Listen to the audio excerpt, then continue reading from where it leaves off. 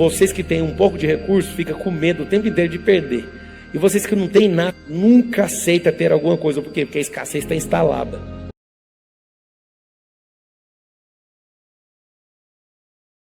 Um mesquinho bloqueou você. E esse bloqueio dessa pessoa mesquinha mexeu tanto com você que você tem uma certa repulsa no seu cérebro. Essa escassez, tudo que ia fazer, alguém colocava uma poda. Faz menos, faz menos. Tem alguns abusos do tipo, não usa a cartela de remédio inteira, isso é uma besteira. Usa menos, aí tem um processo certo para você tomar um remédio, usa menos para usar depois quando ficar doente, já fica projetando a próxima doença. E não trata nem a primeira nem a segunda. E a escassez vai ser instalada desde pequeno. É interessante lembrar que tem uma escassez no seu cérebro, que é um instituto. Que instituto é esse? O Robert Cialdini, é um professor da Califórnia, de Arizona, dos Estados Unidos. Ele descobriu 6 gatilhos cerebrais poderosos que tem no cérebro de todas as pessoas.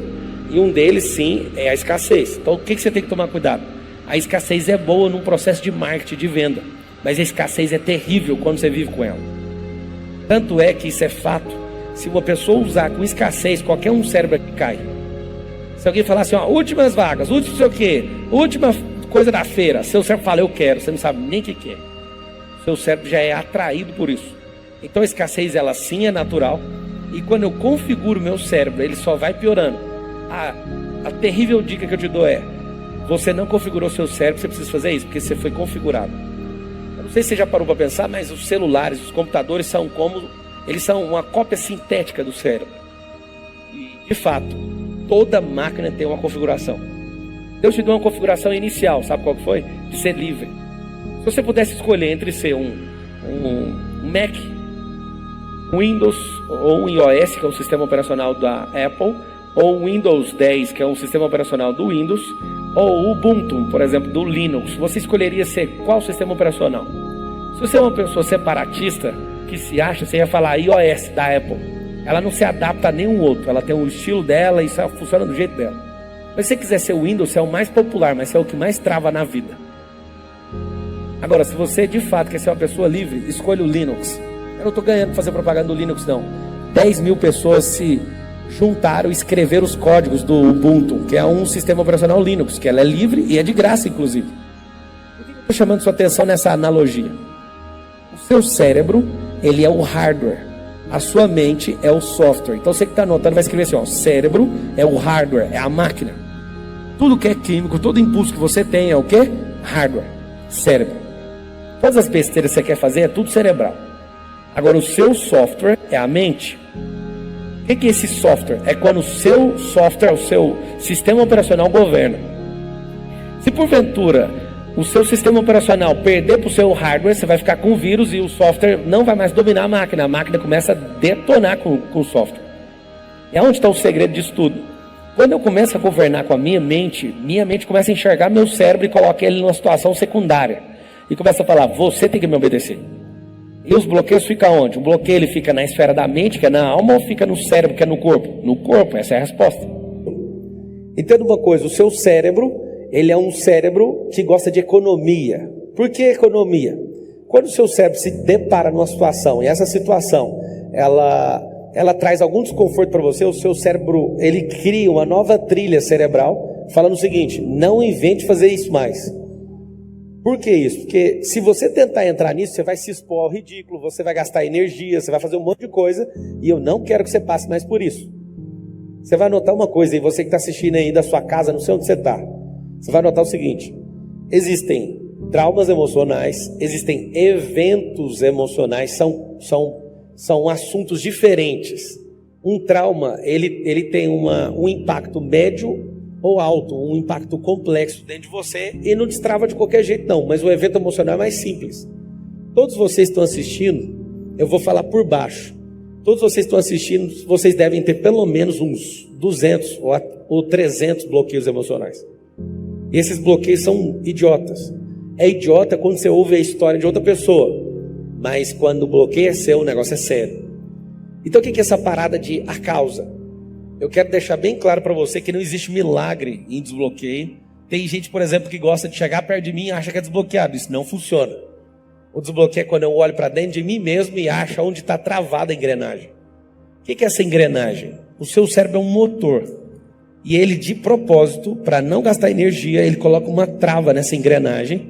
E essa trava da engrenagem faz o quê? Faz o cérebro não funcionar naquela área. A sua vida, ela é dividida em 12 áreas. E essas 12 áreas, você tem que aprender uma coisa. Nessas 12 áreas, você tem que funcionar plenamente nelas, em todas elas. Só que um bloqueio trava uma área, e esse bloqueio tem conexão, essa área tem conexão com outra área, e aí você começa a travar em várias áreas e não entende o que está acontecendo.